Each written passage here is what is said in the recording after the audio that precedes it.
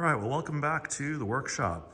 Forgot both my tripod and my mic tonight, so just doing a quick walk around anyway.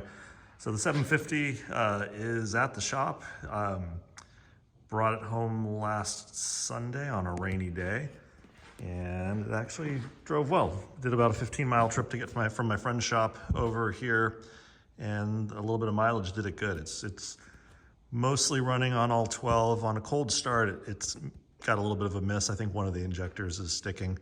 Really, in the long run, I'll pull the injectors and get them rebuilt.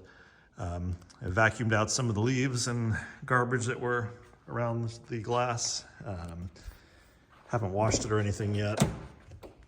Started working on some of the adhesive, and I found some solvent that seems to be taking it off without doing any other damage. So you can see how bad it is on the passenger seat. There's actually still a piece on the headrest up here. So as I had mentioned before, there were some sheepskin seat covers on the front seats, which did keep the leather nice, but prior owner had double side taped them to the seats so they wouldn't slide around, which didn't do any favors, especially after it sat out in the sun at my friend's shop for the better part of a year and a half or so. Did a couple of spots just rubbing it with a little bit of compound.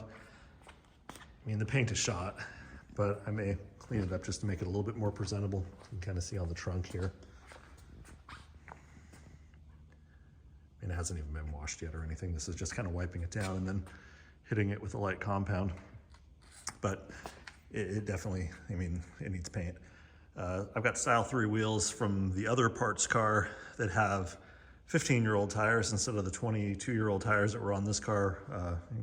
So that's how we drove the car home. And they're actually, I mean, they're not in bad shape.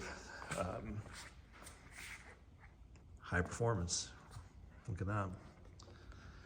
They are speed rated too, which you don't find speed rated 15s very often anymore.